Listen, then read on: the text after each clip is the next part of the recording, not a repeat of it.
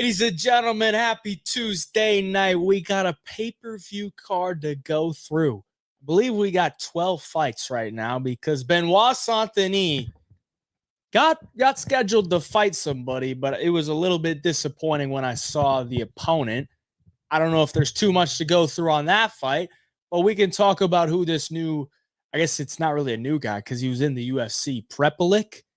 Canadian dude, looks like they just brought him back to fill a spot since he was Canadian and Benoit Saint-Denis didn't want to fight anybody. But that's not exactly what we're here for. Nobody really cares too much about that fight. We're here to talk about the main event, the co-main event, the entire main card, the entire fight card. We're going to go through and break them down. I'm going to let everyone hop in here, hop into the chat. Before we get into the breakdown, I'm going to let you guys choose if you want to go from the first fight of the night to the main event, or if you want to go from the main event to the first fight of the night. The first live stream we did main event to the first fight. And last time we did first fight to main event. So you guys tell me which one you enjoyed more.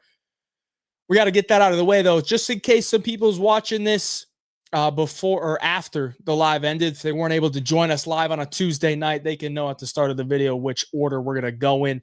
Let's hit the chats real quick. Check it in, says Brute Cubed. Brute Cubed. Nice. Roman Sanchez, how we doing? How we doing, boys? The squad is here. Comeback week. Yeah, we had a bad week last week.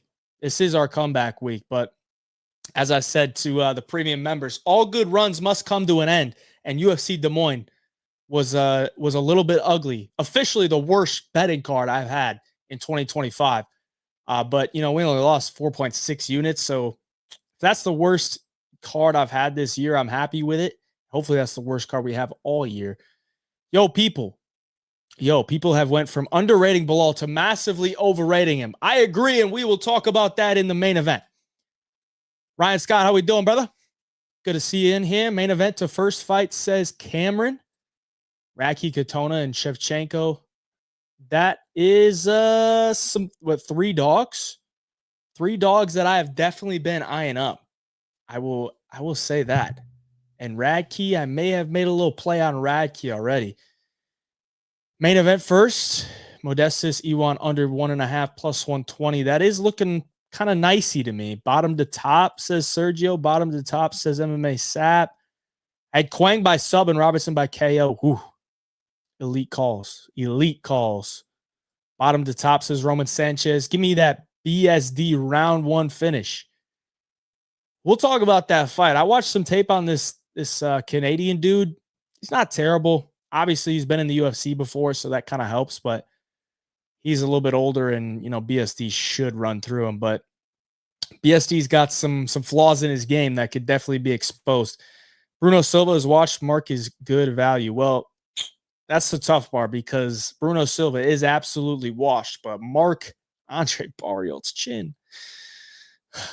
If he gets knocked out again, it might be gloves in the center of the octagon after that. Just pick Barriault by decision like a normal person. Everyone picking different are either overthinking it or biased. Well, I mean, if everybody had the same opinion, then it really wouldn't be that exciting, you know? That's why you gotta, I don't mean you got to, but it's nice to hear different opinions. I may be a lock. No, I don't think he's a lock. Silva, says Sergio. Bruno Silva sitting at 0 aura right now.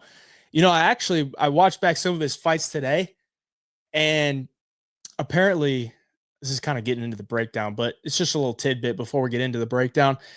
I watched some of his fights today. He looks so out of shape his last fight, and then you look at him against like Tavares, like you could basically tell when he's actually motivated based on his physical appearance. Now, does that mean he's going to win the fight? No. But if he comes back at the weigh-ins and he looks like he's in good shape, he might be live for a KO. Valentina plus 220 or $2.20. Yeah, that's is that European odds? $2.20.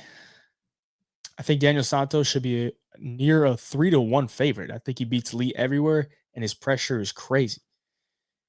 Maybe if he was fighting at bantamweight, but 145 is kind of tough. Bilal is not a big favorite. I mean, he's minus 200 or something like that, depending on the book. Minus 190 now on Bet Online. Minus 115 is insane. Bro, were you expecting that from De Ridder?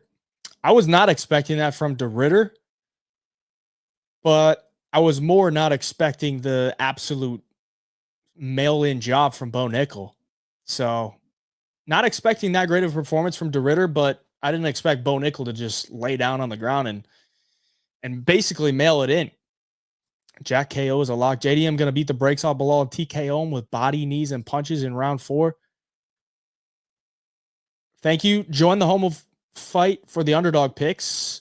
I don't know a bookie, but won a 5 parlay last week. There you go. Came back to redeem himself. BP, I gave out a dead dog loser last week. Give me Manon and Still. If I remember correctly, BP, I think you said Ivana Petrovic by sub, which did not happen, but it was like plus 500. So, I mean, if you're giving out plus 500s, I don't think I can be too mad at that. Manon, you're saying Manon is I believe it'd be and new. Give me Manon, hashtag and still. Hashtag and new BP. Come on, big gun. Plot twist. It doesn't matter who wins. Islam is fighting any of them. Maybe, actually. Bruno sacrificed himself so Pereira could evolve into what he became. That fight took years off his life. All right, we're going to go just a couple minutes, and then we'll get into this breakdown, boys. Allow everybody to get in here. What JDM versus Burns fight says a lot. He a dog. Facts. What do you think about Barriault sub plus 1,600 as a long shot? I think that could be live. He's got one win by sub by guillotine, so that's not terrible. What's your thoughts on Manon? Feel like she will dominate? I don't think she will dominate. I really don't. I think it'll be a close fight. Aussie odds. There we go. We coming for heads this week. First to main. All right, in the chat, please let me know. What do you want to do? Main event to first fight of the night? I'm trying not to show my armpit hair. I just got the cutoff on today. What do you want? Main event to first fight of the night or first fight of the night to main event? We've done it both ways. This is the deal breaker right here. Whichever one gets chosen, I think that's probably just what we're going to do for the rest of the MMA live breakdowns. JDM Grasso Valentina head-to-head is a 16x leg or 16x 3-leg parlay. I don't agree with the Grasso pick, to be honest, but yeah, nobody was expecting that. So I got to skip a couple chats. We got to get this thing rolling. What's your main online sportsbook? Bet Online. Bet Online is they just have stuff out earlier. Their money lines are always fair, so I would probably say that, yeah. Slow build from the bottom. First fight. Frank says main. Prelims to main, bottom to top. Yeah, looks like we're going bottom to top, boys. All right. Looks like we're going bottom to top. I think that's a solid way to go about it. Slow little build up to the main event where everybody wants to know why it's JDM season. Let's take a look at this. Let me just point this out real quick. I always use this just because it looks kind of clean, but UFC website, what the hell are we doing here, boys? What are we doing? I'm trying to look at Brad Katona versus Beksat Almakhan. I'm looking at 4 of them right here, and I can't even show it. So we got to use UFC on ESPN for this one. And it might not be too bad just because we got a nice little graphic here with some stats. It's all right.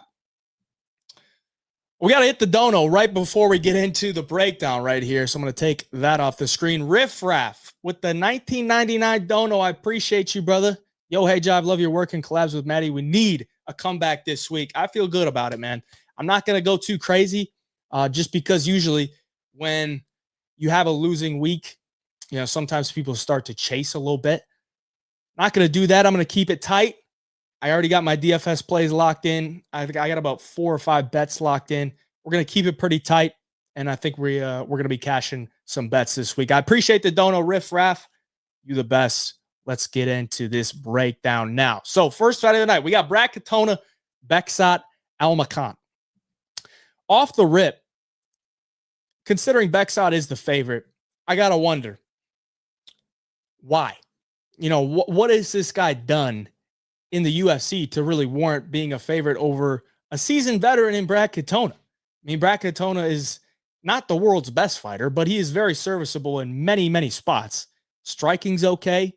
Wrestling's okay. Grappling's okay. He does everything pretty well. Cardio is good. What does Bekzat Almakhan do? I mean, he's got a pretty powerful right hand. His offensive wrestling is okay, but we just saw him absolutely mauled by Umar Nurmagomedov for 13 minutes of the fight. He did drop him in the first, and maybe that's just why people are thinking, Bekzat at -175 is okay. Personally, I don't see it that way. I don't see how Bekzat should be a -175 favorite to a guy in Brad Katona with no UFC wins, with pretty much no success in his first fight outside of like a knockdown, and then Umar just took him down and ragdolled him for the rest of the fight. So right away, I just think Brad Katona should be showing some value at +145, just considering he's probably going to give you a solid 15 minutes. It's probably going to go to a decision. They're in Canada. Brad Katona's got good cardio, and Bekzat, I don't know that he has the best cardio.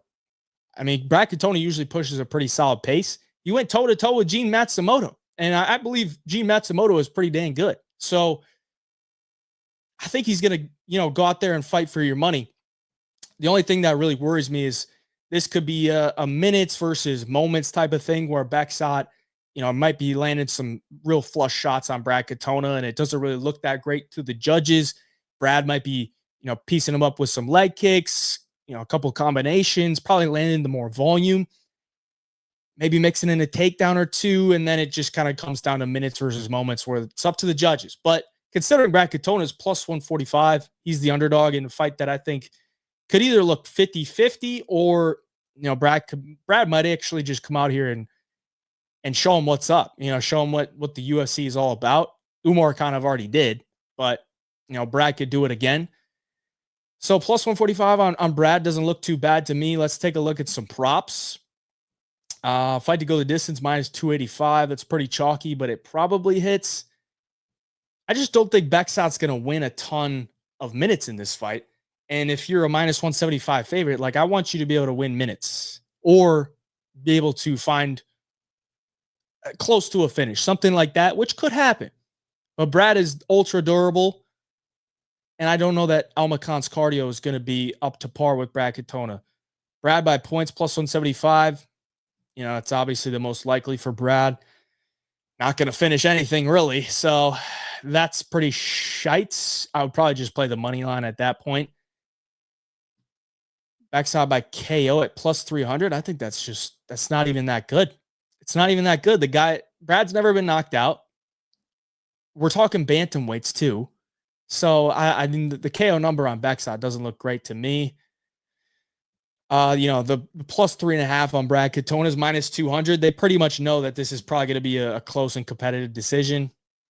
I wouldn't really expect anything less. I figured the Katona +3.5 would be, -200. I think I got +3.5 on Brad Katona against Gene Matsumoto at near even money, or like -110, -120. It cashed. So Brad's going to go in there and fight for your money. Honestly, I think it's a dog or pass situation. I don't know how you could be laying the juice on Bekzat, considering we don't know too much about him. He's not a proven commodity, and he might just be KO or bust in this type of fight. So that's the way I'm looking at the first fight of the night. We'll take a look at some of these chats. Parker Bond, Brad isn't going to stay at kickboxing range, and he's not afraid of boxing exchanges, which benefits him. Yeah, that is true. I just think Brad's going to be way more active on the feet. Brad can't let down Canada on the first fight. He did let down Canada the last time he fought on a Canadian card, I believe, against Garrett Armfield. So that sucks.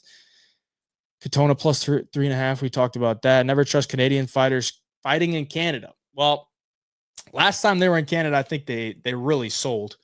Or the last pay-per-view they had in Canada, they really sold. But the pay-per-view before that, they all won. So, and a lot of them were dogs, too. A lot of them were dogs. JDM going to feed us. You should do a ladder challenge. It'd be tough to do with UFC. Bekzat looked like a little powerhouse on the feet. I do think he has power. I do. And that's kind of the real that's the hesitancy with me. When I see Brad Katona at +145. I'm like, he's gonna win a lot of minutes. But Bekzat does have some power. So he might just put him out. He might just put him out it's like I said, it's 135s, it's bantamweights. I don't know that, Beksad is out here just KOing everybody. He's been to a couple of decisions. I think his level of competition isn't that great either. So it's Katona or pass, in my opinion. But let's go to the next one here, which should be Daniel Santos, Jung Young Lee. Maybe we should just stay on ESPN. I mean, we got the ages and stuff. Looks a little bit better. Let's just do that. We're just going to stay on ESPN. There we go. Daniel Santos, Jung Young Lee. So Daniel Santos, it's about a pick 'em right now. Jung Young Lee was an underdog, which piqued my interest a little bit, but because I think he should have been favored, but I didn't want to rush into the bet because I didn't really have time to do the due diligence. I wanted to think about it a little bit more. A lot of times when I'm putting in my bets and I see an underdog that I don't think should be an underdog, they should probably be favored, I'll jump in on the bet. And then you think about it a little bit more, and it kind of, when I say dog or pass, sometimes you should just pass. And when I see an underdog at plus 120 where I think it should be around a pick 'em or maybe even be favored, sometimes I do take the dog and I regret it, but sometimes I should just pass. So ultimately, I saw some initial value on Jung Young Lee at plus 120. And now the line has moved to about a pick 'em. I waited. It turns out I was right. It should be around a pick 'em. But when I look at this one, I think Daniel Santos is very undersized for 145. Jung Young Lee is going to be huge compared to him, and he's fast. Like, Jung Young Lee is very fast, and he's big. He's got a reach advantage, a height advantage. He's got solid wrestling in his bag as well. But are the skills there? Because you could be bigger, but it doesn't really mean anything if the skills don't match up. I don't know what to think about Jung Young Lee, because when I watch his fights, like, at times I'm kind of unimpressed, but it looks like he has a skill set that he could implement in a fight that could get him a lot of wins. But at times he just kind of makes mistakes, or he's a little bit wild, a little bit reckless. In his UFC debut against Blake Builder, pretty much dominated him, but Blake Builder's just not that good, honestly. And then he lost his last fight to Hyder Emil. Hyder Emil, I think, is pretty damn good. And it was a fight that ended in the first, minute and a half. They pretty much just both threw a combo. Hyder got the better of it and just unleashed, and Jung Young Lee just took it. So I think he's got a pretty solid chin as well, because it took a 40 punch combination for Hyder Emil to get him out of there. Daniel Santos, he's probably going to have to claw back to win this one, because Jung Young Lee is relatively a hot starter. And considering he does have the reach advantage, I think he is very fast in the first round. I think Jung Young Lee probably wins round one, where Daniel Santos has shown he's pretty damn hittable. And if you're going to be hittable in round one, the fight could be over, because that's when your opponent is most dangerous, more likely than not. So Jung Young Lee could get an early finish here, but Daniel Santos has shown some pretty insane durability. Pretty insane. Like, he took some flush head kicks from John Castaneda. I think he took 2 of them, and then came back and got the TKO in round 2. He's your classic shoot the box guy. They're just going to take whatever you throw at him, and they're just going to keep walking forward. I think Santos is just a little bit undersized in this one, though. If I was going to go for a bet, I'd probably like the Jung Young Lee side, just because I think he is pretty well-rounded. I think he does have the skills. It's just about putting it all together. And Daniel Santos going up to 145 just looks a little bit lazy to me. He's had so many cancellations that I just can't really trust him. So personally, I don't know that I would really get to a bet on Jung Young Lee, but let's take a look at some props. Maybe we could see something nice.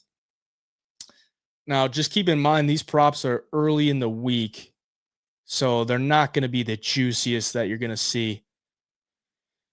Oh, Lee is about a very slight favorite now. Under 2.5 at minus 140.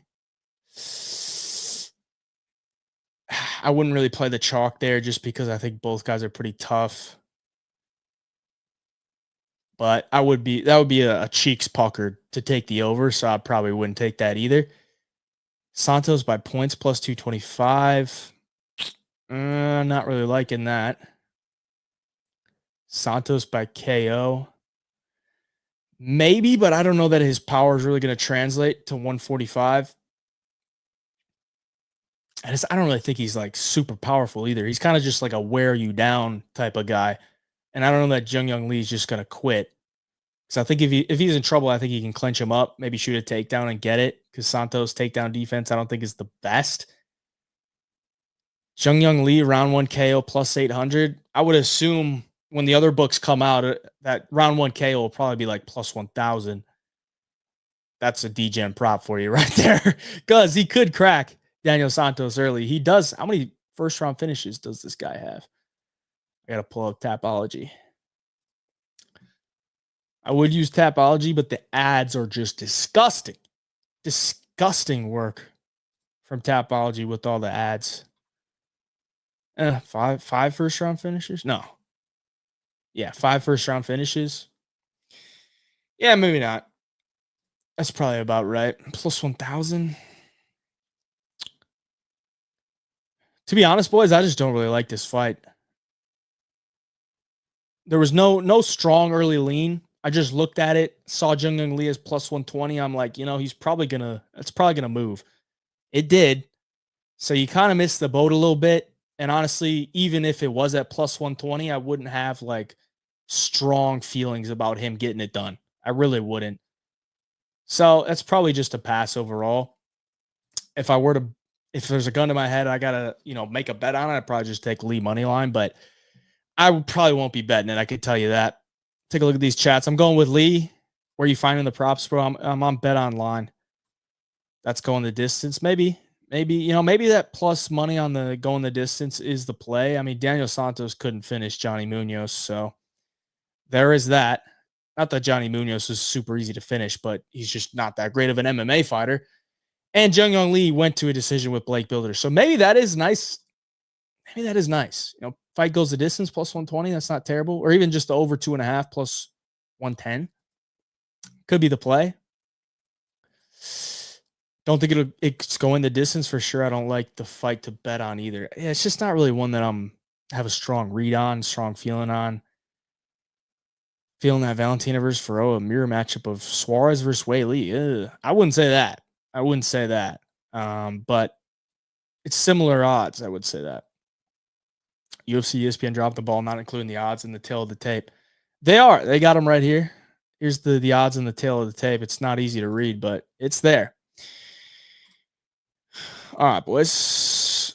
When you drop in the actual bets, well, my actual bets are in the Home of Fight Picks Winnable. There's a link down in the description below. That's where you get all my bets every single week. But the best bet show I give to you guys for free. It's on Thursday. Usually you got to wait a little bit because I don't have, that many bets in, and then I got to share 3 bets with you along with all my DFS. So the best bet show will be here on the YouTube channel on Thursday, as always. Let's get into this next one here. We got Marc-Andre Barriault, Bruno Silva. Disgusting work from the UFC, because if you know either of these fighters, you probably want to fade them in their next fight, and they just matched them up. So now what do we do? What we should probably do is just say it's not worth the time. It's not worth the time. But sometimes when we look at a matchup like this and we say it's not worth the time or the headache, sometimes those are the best opportunities to make some money. So we got to take a look at it. Marc-Andre Barriault, 35, Bruno Silva, 35. Very similar height, frame, age. But you look at the significant strikes landed right here. Obviously, Barriault's more of a volume machine. Bruno Silva's more of a power puncher. Bruno Silva has always struggled with guys that'll take him down. I don't know that Barriault's going to take him down because he's only got, look at the averages, 0.21 takedowns per 15 minutes. So if Barriault's going to come in here with a wrestling-heavy game plan, it would be something that's not part of his normal game. So I don't really like that. You're basically asking a guy to do something that he hasn't really shown you that he's going to do. But I would say, if he can get some grappling going, he's probably got a little bit of an edge, because Bruno Silva, his initial takedown defense is okay, but, his submission defense is just not great. So there's a possibility Marc-Andre does come with a grappling heavy game plan, and I think it would probably benefit him just because his chin has been pretty bad. But, if Marc-Andre doesn't get chinned, he's probably going to win this fight. That's pretty much what it comes down to. If he doesn't get chinned, he's probably going to win, because Bruno Silva looks so disinterested. And especially in his last fight with Ismail Nardiev. He literally was like throwing kicks, spinning around in like slow motion, just looked like he didn't even care to be there. And he didn't get finished. Like, he hasn't been getting finished, but you can tell after the first round ends, in rounds 2 and 3, he's not really putting himself in positions to where he could get KO'd or get taken down. He's kind of just in there surviving and not really taking any risk. Like, he's just content with losing a decision. So that's some red flags. There's a lot of red flags with everything here. Overall, Barriault at minus 140. Like I said, if he doesn't get chinned, he probably wins because he's got a lot more volume. And Bruno Silva tends to slow down, and Marc-Andre Barriault does not slow down. The greatest asset for Barriault throughout his career is that he has great cardio and he can put a pace on guys. Well, if you get knocked out in round 1, you just can't do that. So that's the big problem. That's the big problem, but Bruno Silva may be able to capitalize. Let's take a look at some betting odds. Still at minus 140 for Barriault. Under 1.5 at plus 135. I think that's based on Bruno getting a KO, because I don't see Barriault putting him away in the first round unless he submits him. Like, Bruno Silva has always had a blockhead. Like, he took all of Alex Pereira's punches, all of them, at 185. Like, he took everything Pereira had and he just ate it. So he's never had chin problems. It's just his grappling deficiencies, and he slows down, but he finds a way to make it to a decision. So the under 1.5 doesn't really intrigue me too much because it's pretty much based on Bruno Silva getting a KO. Obviously, Barriault could maybe pull it off, but I just don't really see that happening. So I don't like that. I don't really like the over either, just because, you're laying minus 165 with Marc-Andre Barriault's chin in round 1. That's sketchy. So I don't really like an over or an under there. Barriault by decision at plus 275 might be decent, just because we've seen, Silva can make it to a decision. He's not getting KO'd. Barriault by sub is plus 1,100. He's got one sub. It was in the UFC. It was a guillotine choke over Jordan Wright, I believe, who's not a great fighter. Bruno by KO plus 185. I would just lay off on that, because if he gets it done, it's probably round 1 or 2. Plus 450 on the Bruno KO 1. Ugh. It's not terrible. I'm sure as more books open up, you'll probably get like a plus 550, plus 600, something around there. So that might be okay. Because if Bruno's going to get it done, it's probably going to be a round 1 or 2 KO. I really want to see the weigh-ins for this one, just to see how Bruno looks. If he looks like he did against Brad Tavares, then you might have something. But if he looks like he did against Nardiev, it's not looking good.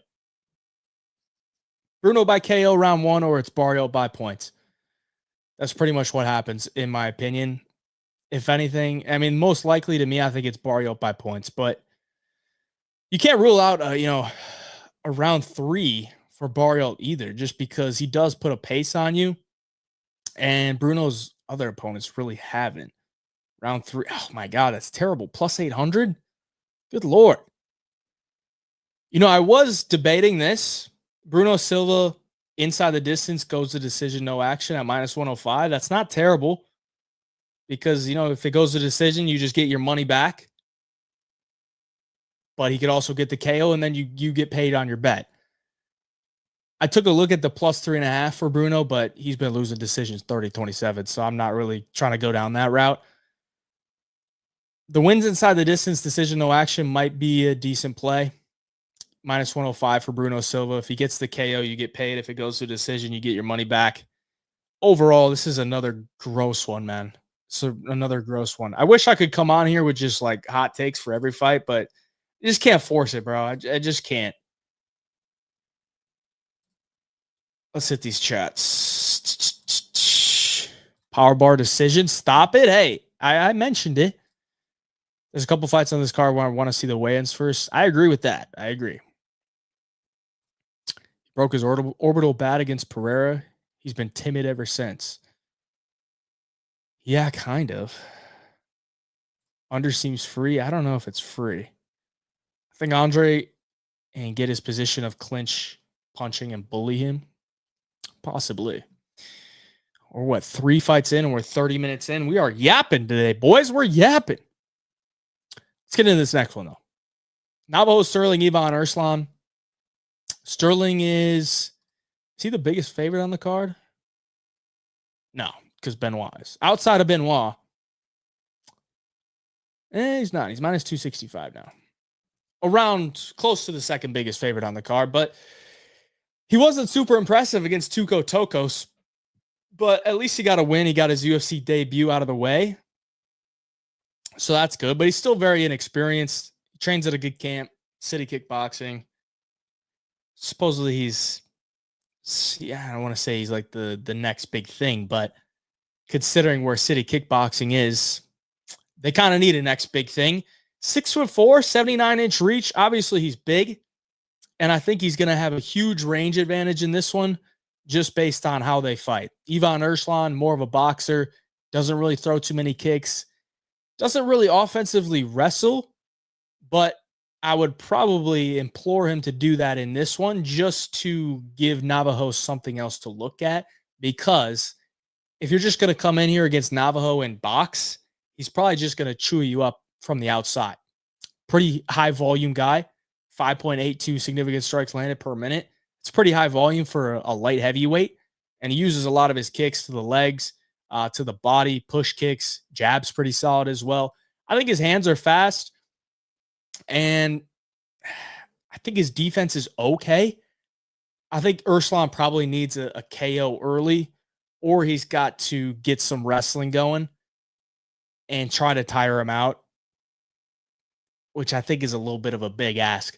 So I think Navajo Sterling probably wins, just being a lot more active from the outside. If he can chew that leg up early and get Erslan, to start reacting to that, then he can start to let his hands go.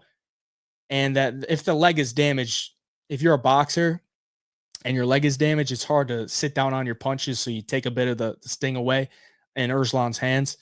Also, Erslan, made a couple weird reactions to getting hit by Ivan Cutelaba in his UFC debut. So I don't know that Erslan's, the most durable guy either, but I don't see Navajo really coming out here like an Ivan Cutelaba where he's kind of like a madman.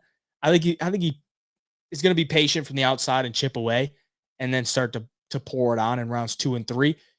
If no grappling ensues. So Navajo Sterling for me, as far as, who I think the winner is going to be. Let's take a look at some bets. Sterling's minus 265. I don't think that's terrible, honestly. I mean, that's what? 75%? A little less than that. I think he probably wins 7 out of 10. Around that. Fight to go the distance at plus 140. Your cheeks will be puckered, but it definitely could happen if Navajo just, wants to stay safe and chip away from the outside. Because I don't think Erslan has the best entries, man. I really don't. He's got a solid jab, but I don't know that he's going to be, jab, jab too, and really connecting with a lot of these boxing type of combinations. Sterling by KO minus 105. I wouldn't take it. Sterling by points at plus 235 might be okay. Erslan round 1 KO. What is that? Plus 1200 on Erslan round 1 KO. I do think he has power, and I think, if I'm Erslan's coach, I'm saying you got to put the pressure on this guy right away. You got to go in there and go for it in round 1, and we can figure it out after round 1. Because if you get off to a slow start against Navajo, you're going to be beat up. And you're not going to be as effective in rounds 2 and 3. I think you got to make this young guy, inexperienced guy, uncomfortable. Got 10 KOs in round 1. Erslan round 1 KO might be live at plus 1200 just because it's a huge number. But overall, I think Sterling probably gets it done. Either by late finish, rounds 2 or 3 or a decision, but ultimately I think it's probably going to be a decision. I mean, Stirling on the regional scene, it wasn't like he was just sparking guys, He's been to a couple decisions. The level of competition isn't that great either. I mean, the left hook he had in the Contender Series was super nice. I got to give him that. And he set it up really nicely. But, 9-8, 8-8, 6-1 on the Contender Series, 10-4 for Tuco. I mean, Tuco's been knocked out, at least by Ming Yang Zhang. Got to give him some. That's just crazy to look at. Tuco Tokos, if you know who I'm talking about, Tuco Tokos was a -675 favorite over Ming Yang Zhang. -675 favorite over Ming Yang Zhang. Unbelievable stuff. Unbelievable. Like, I can't even believe that was a real line. All right, let's take a look at the chats before we get into the next one. Sterling round 2, I could see it. Yeah, longer reach for Navajo. Could you do DFS with rivals? You've been on a streak? Yeah, but I'm not going to force it. If there's a rivals play I like, I'll do it. Fightpicks.tips for free. All right, cool. Way to shout yourself out. That's awesome. Kind of getting manhandled on Contender Series? I don't think he was. Sterling got a KO last time. I would have turned $5 into $2,000. That's disgusting. I think Ivan survives early rounds and breaks him in round 3. That's a terrible game plan, but sure. Sterling fights for City Kickboxing. You figure he's well-rounded.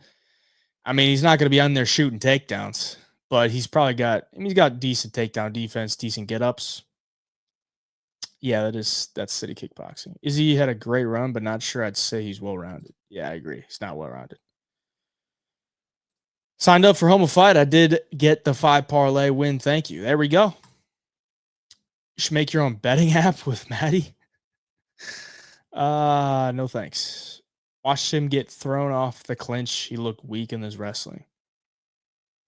I mean, he's probably not the greatest in his wrestling. He's still very inexperienced. So that is definitely an aspect that I think Ivan should maybe implore, but I just don't know that I could trust him to do it. Let's get into the next one, boys. How many prelims we got left? 3 prelims, and then we got the main card. Make sure you hang around for the main card. Modestas Bukauskas, Iwan Cutelaba. I've tried to fade this guy Bukauskas many a times, all right?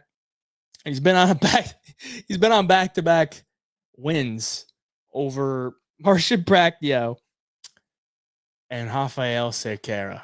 2 of the bottom of the barrel guys. I'm throwing a Chino in top shelf. Just for the vibes. 2 of the bottom of the barrel guys in the light heavyweight division. So back-to-back wins against absolutely terrible competition for Bukauskas. Cutelaba. Back-to-back wins over 2 guys that some believed were something. Everyone believed, not everyone, but a lot of people believed Ibo Erslan was the next guy up at light heavyweight. He took him down. He submitted him. Ivan Erslan, myself included, thought Ivan Erslan was pretty decent. He won a split decision over him. So both guys coming off back-to-back wins, I would say Iwan's level of competition in those 2 wins is better than Bukauskas. Iwan's level of competition in the UFC overall is way better. Iwan Cutelaba is still 31. How long has this guy been in the UFC? He's been in the UFC since 2016, so it's been almost 10 years since Cutelaba's been in the UFC. He's been fighting the best of best for a while. So right away, when I see the line is pretty much a pick'em, I'm like, come on, man. Cutelaba getting... I mean, I would never make Cutelaba a big favorite. I'm just saying, I think he's had a lot better competition, and he's about to pick him. I guess he's a slight underdog. Bukauskas, on the other hand, got cut, came back. He's looked okay. I think he's making a lot of improvements, which is maybe why, my fading attempts on Bukauskas just hasn't worked out, because he's made a lot of improvements. So I got to give him that. I don't know that Bukauskas is going to come in here and just absolutely destroy Cutelaba. But Cutelaba does fight like a madman, so maybe he can make some mistakes. And if he shoots some sloppy takedowns, I wouldn't rule out the opportunity for Bukauskas to submit him, just because Cutelaba has been submitted many a times, man. Many a times. Glover Teixeira got him. Ryan Spann got him with a ghillie. Johnny Walker got him with a rear naked choke. I mean, Ryan Spann does have a nasty ghillie, but Johnny Walker is taking you down, getting your back, and choking you out. It's not really something Johnny Walker does. Kennedy Nzechukwu got him in the second round.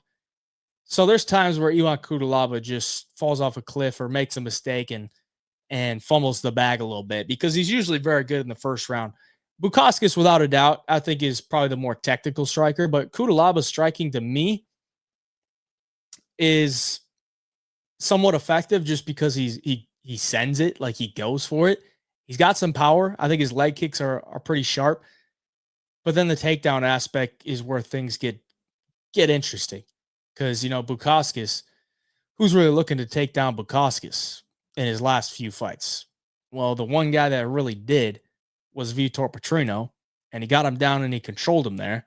So that is an aspect that could come into play here, because we got Cutelaba, who averages 4 takedowns per 15 minutes. It's probably an aspect he's going to look to go to. I mean, Vitor took him down, controlled him for about 2.5 minutes, and then knocked him out in round 2. I think you can make Modestas Bukauskas tired if you grapple him, but can Cutelaba, keep his cardio up while he's grappling, because he tends to fall off a little bit once he's getting all these takedowns and looking for ground and pound. I do think there is a pretty high upside for an early finish here. So if we look at the bets, the under 1.5 at plus 110 looks pretty decent to me, because Cutelaba has the ability to finish Bukauskas. Bukauskas has been chinned before. I don't know that, his grappling is amazing. I think Cutelaba could maybe get on top of him, land some ground and pound, maybe sink in another choke. That's a possibility. I also think Bukauskas could clip Cutelaba. I think Cutelaba has shown he has some durability issues. He puts himself into the fire. He makes it happen. He makes the action happen. So I like that for an under 1.5. And Bukauskas, I'm not ruling out the sub, man. I'm not ruling it out, because, as I said, Cutelaba likes to stick his head in stuff. And if Bukauskas, training at a pretty good camp nowadays, he's probably looking for, maybe some type of guillotine, some type of darce, maybe stuff a takedown, go for the back, whatever. The submission at plus 1,200. I love a nice little big long shot submission prop. That might be, might be okay. Has Bukauskas ever gotten a sub? He did. He got a sub against Prachnio. I don't know that was really a sub, though. Prachnio was gassing out, and it was an arm triangle, but he literally did it from, he was on the opposite side of half guard. It wasn't really much of a choke, but he did get him out of there. Does this guy have a guillotine? No, he doesn't. He has a couple rear naked chokes and an arm triangle. At least, he's going for it. At least he's shown recently that he'll go for it. So Bukauskas by sub plus 1,200. That's pretty juicy. I know it's not likely, but it is plus 1,200 for a reason. So it could maybe play a factor here. If I was going to play a plus 1,200 on Bukauskas by sub, I would at least want to get one sub at that. Just one. Just look for it once, and I'm okay, even if it doesn't cash. But first one, under 1.5, it's not too bad. Cutelaba, early finish props. Yeah, I don't think that's too great, honestly. I'd probably look towards the under 1.5 instead of playing a side. But Bukauskas does like to keep things a little bit slow pace. I just don't think Cutelaba is going to allow that. Cutelaba's not going in there looking for a slow pace kickboxing match. He's looking to make shit happen. So under 1.5 is probably the way I would look. Haven't bet it yet, but something that I'm looking, and as we're talking about it, might be making the card. We shall see. Let's take a look at the next one, boys. We'll hit the chats before we do. Yuan just because of his sub. No, I didn't say that. Love this matchup. Modestus by KO. Cutelaba getting KO'd here. Is Cutelaba actually becoming a good bet? He used to be so inconsistent, but he started fighting a lot smarter. That's the kind of the sentiment I had. Like, if I'm going to pick, I'd probably take Cutelaba, but I don't know that I would trust him with my money. I've been getting burned on Bukauskas. I think he's making some improvements. We'll see. I would lean more towards the under 1.5.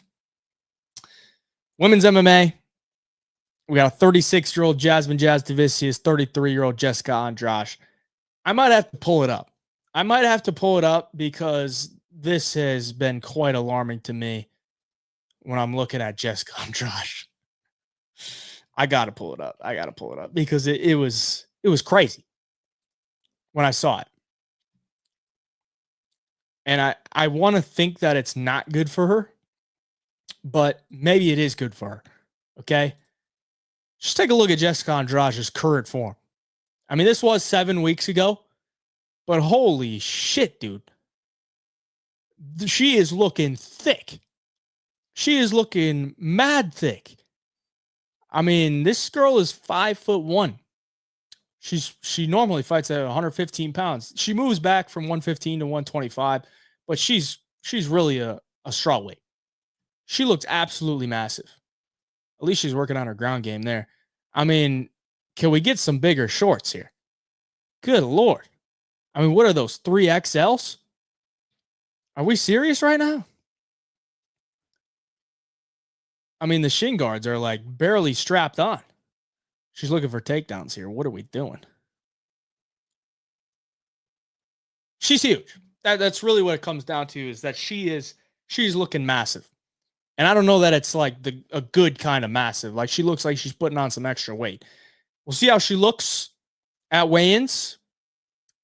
But at 125, I've never really been a believer in Jessica Andrade, just because I think she's a little bit undersized. I don't think her power really translates too well at 125. And that's what she's used to at 115, is relying on that power, relying on high volume, looking to strike with girls and overwhelm them with volume and power.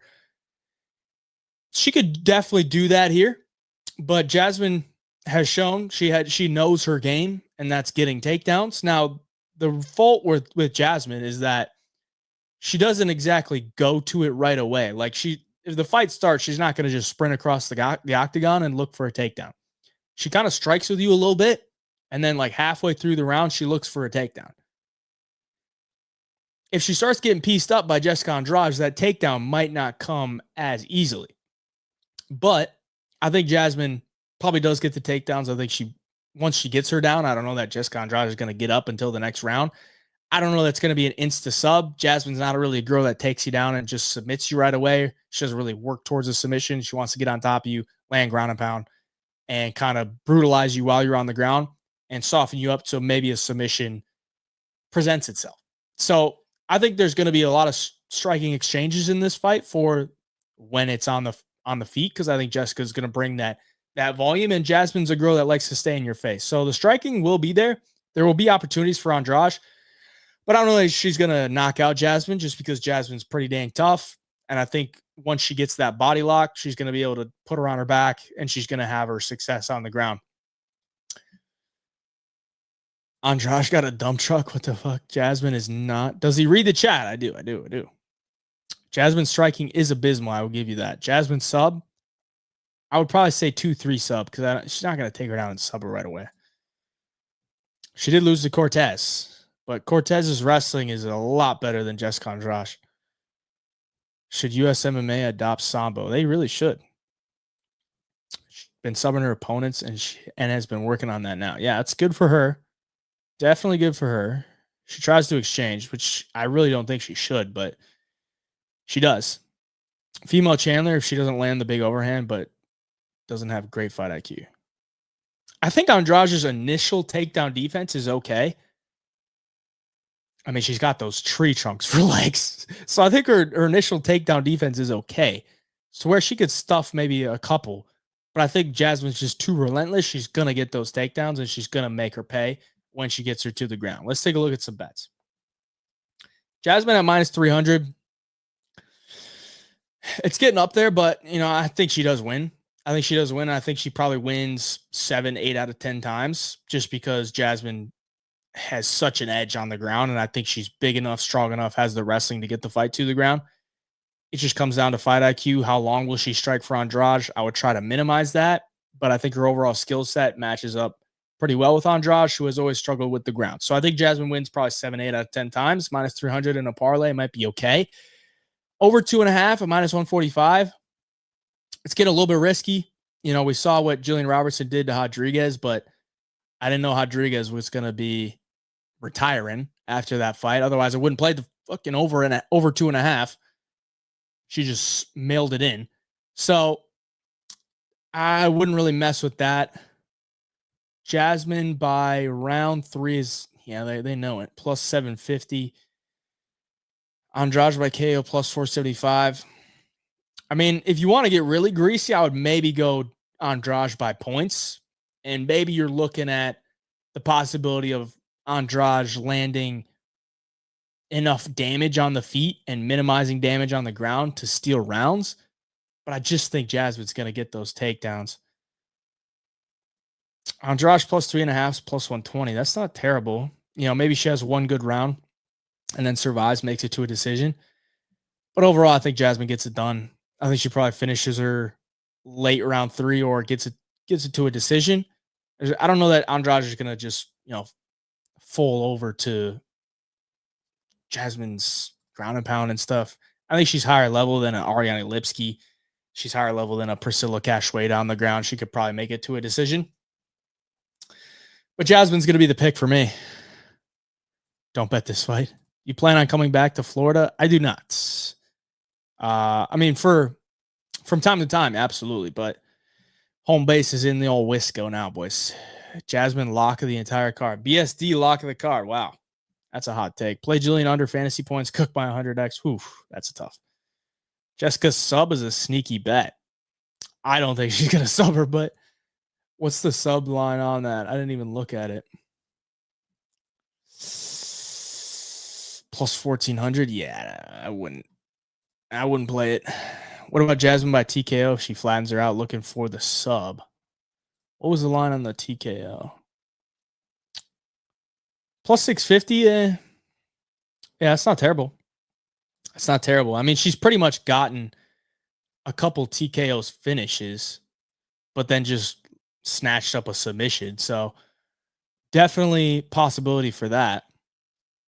Jasmine is slow. You can tell what she's going to do. Yeah, pretty much. I mean, her striking is pretty mediocre, but she's tough and she's got the takedown threat. Let's get into the next one, boys. We got Mike Malott, Charles Radtke. Charles Radtke, a year older, a little bit shorter. And I was looking for the takedown defense, but they don't have that on here. He's got 100% takedown defense. Now, who has really tried to take him down? Not great. Not great wrestlers. But honestly, when I look at this one, boys, I think how the fight plays out is, Mike Malott's a pretty sharp striker, but he's a little bit low volume. I look at their striking statistics. They're pretty similar. If they had their strikes absorbed, landed per minute, they're pretty similar. So they're similar in output. I would give Charles Radtke a nice, not a huge power gap, but I think Charles Radtke is more durable than Mike Malott. Because Mike Malott gets his nose busted up in almost every fight. And if you're going to take shots from Charles Radtke, if you don't want to mess with that left hook. Let me just say that. You don't want to mess with the left hook. And he trains with Bilal Muhammad. So he's probably going to come in with a solid game plan. And I think Mike Malott is just super beatable. Super beatable. I mean, look at the guys that he's beaten in the UFC. It's really not all that impressive. It's not at all. Mickey Gall, not impressive. Johan Lioness, not impressive. Adam Fugit, not impressive. The ghost of Trevin Giles, not impressive. And he didn't look great in that fight against Trevin Giles. Even though he won a decision, he looked like he was scared to gas out. Like after the Neil Magny loss, he was winning the entire Neil Magny fight until the last 30 seconds when he got TKO'd. But when he fought Trevin Giles, you could tell that fight had like taking a toll on his mental awareness in there. Like he was just so cautious about gassing out that he kind of took it pretty easy. He was just hitting some low kicks, hitting some jabs, not really looking to engage too much, not really looking to wrestle. It was a very weird performance. Like if I'm going to look at a guy's performance after coming off his first UFC loss, that's not really something I would see. I wouldn't want to see that. I wouldn't want to see that at all. So how does he come into this one against Charles Radtke? Because if he tries to play it safe and you allow Charles Radtke to start coming downhill and getting his boxing going, then you might be in trouble. Because, I mean, it's what he did to Semmelsberger. He didn't really flatline Semmelsberger, but he walked him down, landed some shots, and Semmelsberger looked like he got tased. Like he was like, what the fuck just hit me? So I think Charles Radtke's got some power. He also knocked out Gilbert Urbina, knocked him down twice. I think Charles Radtke's got some power, and I think Mike Malott's going to feel that power because I don't know that Mike Malott is going to come out here and not get hit by anything. And I don't know that he's going to come out here and put a pace on Charles Radtke because he's tired of gassing out. So considering Mike Malott's minus 195, ultimately I look at Charles Radtke. Let's take a look at some bets. If they will load, I might have to reload it.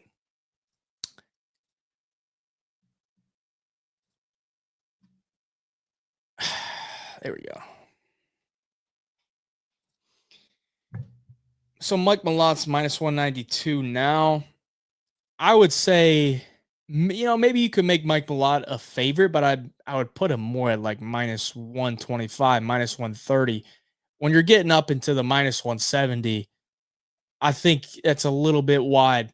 I don't know that Charles Radtke's going to be out grappled in this spot. I don't think he's going to be out striked. Like, I think he's going to compete in almost every aspect. So, plus money on Charles Radtke looks good to me. I wouldn't really touch an over-under. If anything, I would maybe look to the under at plus 130, but, maybe these guys fight a little bit cautious. Maybe Mike Malott fights cautious and just doesn't really want to get hit by much. Radtke by KO could be the move. Plus 325. Dang, I got it at plus 500. Oof. Radtke by KO might be nice. And my boy here, Parlay Princess, Radtke plus 3.5. Called it out. I think the plus 3.5 is a nice bet. Plus 105 on Charles Radtke, plus 3.5. I know Mike Malott's a finisher, but the way that he has been fighting, I don't know that he's going to come in here and just finish Charles Radtke because he couldn't finish Neil Magny. He couldn't finish Trevin Giles. So the only guys that he's finished in the UFC are Mickey Gall, Johan Lioness, and Adam Fugit, who are all very finishable. I don't know that Charles Radtke's going to get chinned by something and knocked out.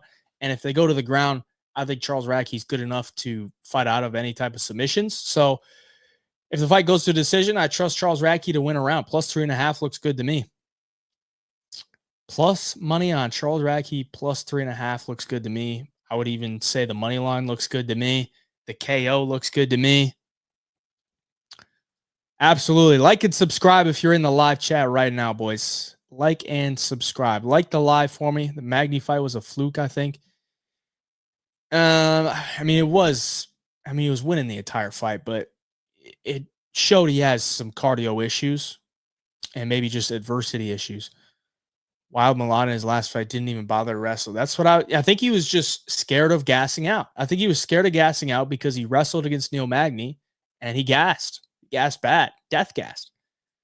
Radtke by KO sounds like the play. Underdog doesn't have it. KO does look good. What up, Tyler? Plus money. That's Demon. Yeah. Radtke, Shevchenko, JDM, all plus 3.5. We'll be plus 5.5 for the Shevchenko JDM fight. But consensus here, I think, is Charles Radtke would be the side. It's a dog or pass for me, and I don't think I'm passing. I think I'm in on Charles Radtke, boys. Looks solid. Benoit Saint-Denis to kick off the main card. Before we get into the main card, if you're watching on Instagram, come on over to YouTube. There's a link on my story. We're going to drop y'all from IG. We're getting into the main card right now.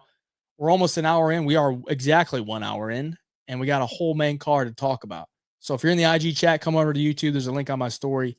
You're out of here. IG is gone. It's just us, boys. It's just us on YouTube and X. Dude duck Gamrod. He really did. He really did. This fight's interesting. Benoit has staph infection. Has a staph infection a few days ago. That is not good for Benoit. 3-leg dream. Dude's fighting a bum. Loses, LOL. If he loses. Oh, yeah. If he loses. If he loses to Kyle Prepolec, it's officially done. It's over for Benoit Saint-Denis. But he's a huge favorite here. He should win. Kyle Prepolec was in the UFC before. Ultimately, the dude got cut because he lost a couple fights and wasn't really exactly doing great. I mean, he had 2 UFC fights. He lost to Nordine Taleb and Austin Hubbard, both by decision. And then he went on the regional scene. He beat Michael Dufort. Michael Dufort's not a bad fighter. He won a split decision there, lost to Shane Campbell by decision, and then he's gotten 3 straight round 1 knockouts against basically bums. I'll just be honest. Those guys were pretty much bums that he knocked out, but he does show some skills. Like when I watched him fight in his last one, he kind of reminds me of a Drew Dober like type of style. And I don't mean like he's got a big, massive left hand or like, you know, big power and a crazy durable chin, but the way he moves, he's a southpaw striker. He kind of moves like a Drew Dober, you know, very front foot heavy, kind of wants to put the pressure on you, kind of fights behind his kicks, body kick. And he's got a nice little lead leg high kick that he throws up there.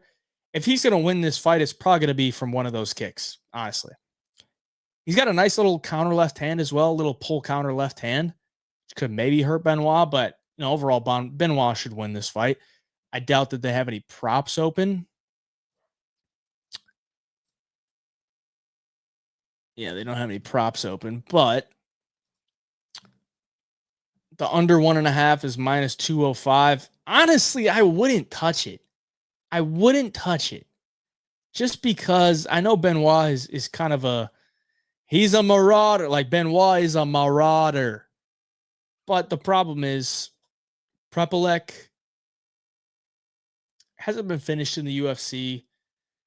You know, he's coming back to the UFC. He probably doesn't want to go out there and just lay down. He might just pull off the Rocky story here. But in all reality, Benoit probably finishes him. If he gets to the back, it might be over because Prepolec's grappling is not exactly great. So Benoit by sub, I want to see that number when it comes out. I don't expect it to be that great, but I think Benoit probably submits him and probably does it within the first 1.5 rounds. So yeah, Benoit, if he's smart, he would just grapple here. Just grapple, because if you strike with Prepolec, not that Prepolec is some great striker, but if you strike with him, you're giving him some opportunities to have success, and you kind of just want to take any type of confidence that this guy has out of the realm right away. So I would just go ahead and grapple him, and he's definitely the better wrestler, definitely the better jiu-jitsu guy. But if he does have staph infection, maybe he doesn't get that finish, and maybe he gasses himself out and Prepolec takes over. We shall see, but I think it's Benoit by sub. Probably what BST's plan will be, yeah. Try to win it quick and safe. Absolutely. That's what his path should be, honestly. Big crowd. Why not KO? Is he on the prelims? Won't get the 50K. He's on the main card. I mean, I don't know that Benoit is really looking for 50K bonuses right now. I think he's just looking to get a win, because apparently they tried to get him against, you know, a top 15 guy or a guy in the top 20, and he didn't really want it. He wanted some UFC reject that he could go in there and win. Kyle Longshot KO round 3. I'm sure the number is going to be insane on that. Turn down Gamrod. He's going to get it round 1, I'm assuming you're trying to say. Benoit TKO round 1 or 2. You don't ever see any fantasy locks? I don't know what that means. I agree with that, Will. Should be the prelim headliner and bump Malott Radtke to the opener. I agree. We don't need to spend too much time on that one, then, boys. Let's get into the next one. We got Alexa Grasso, Natalia Silva. I know it sounds kind of, like you're trying to be smart, but Alexa Grasso, you look back at her run, man. I don't think it was all that great. All right. Her run to get the title shot was a win over Ji Yun Kim, a close decision over Macy Barber, a win over Joanne Wood, and a win over Viviane Araujo. And then she's like plus 700 against Valentina Shevchenko in the first fight. She's down 2 rounds to 1. She's about to be down 3 rounds to 1. And she pulls off the sub with 20 seconds left in the 4th round. So I'm not a really big believer in Alexa Grasso. I think she does have sharp boxing, but she doesn't know how to enter. She really doesn't know how to enter with her boxing. And she has some leg kicks, like she'll flick the leg kicks out there, but they aren't hard leg kicks. She has a solid jiu-jitsu game, but her overall wrestling, I don't think, is very good. So she kind of needs girls to take her down to get her submission game going. Or she's got to be up against a girl with some pretty terrible takedown defense, or she's just got to climb the back like she did against Valentina. So I think this is a tough fight for Alexa Grasso. I think Natalia Silva is the truth. Like, her range management is unbelievable. She is such a good striker because she doesn't get hit. She does not get hit. Look at this girl's striking stats.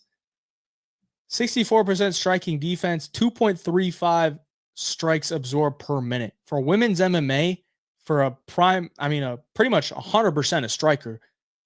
For 100% a striker, a girl that absorbs 2.35 significant strikes per minute is pretty much unheard of.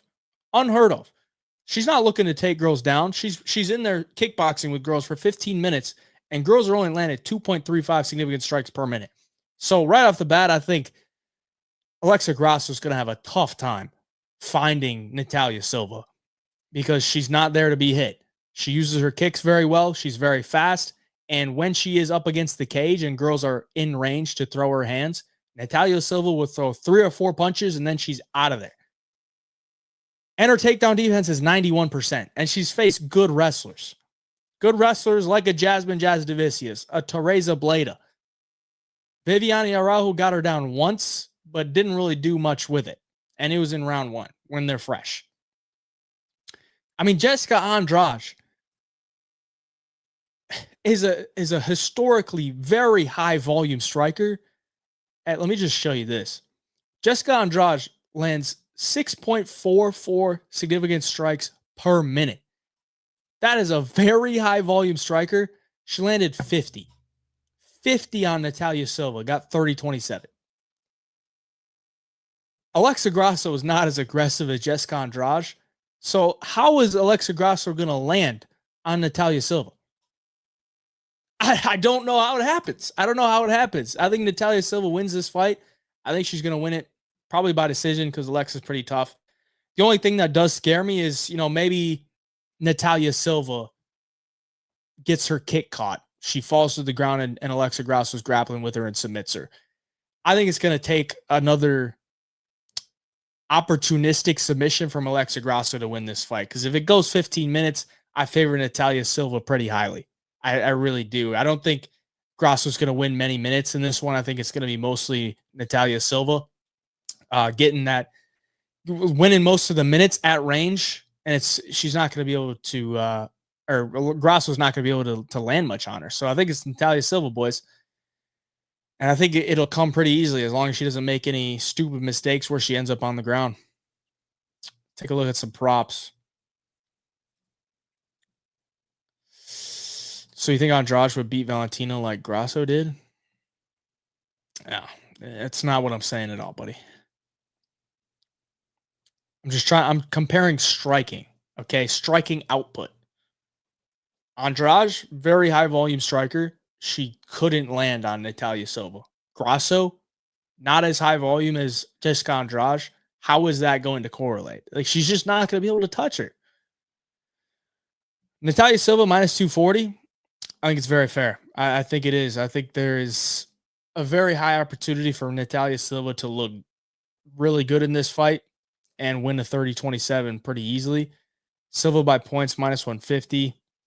It's not the worst, but you're ruling out, some kind of head kick. Natalia Silva does have a nice head kick, so I honestly would just rather play the money line than the decision at minus 150. I mean, they're pretty much chalking this one up to a decision at minus 415 for the over 2.5. Silva minus 3.5 at minus 105. Whew. It's okay. Like, Grasso plus 3.5. Usually when you see a line like this where, minus 240, it's a solid favorite. It's a solid favorite, but it's not super big. And then you pretty much know that the fight's going to decision. Minus 375. This fight's pretty much going to decision.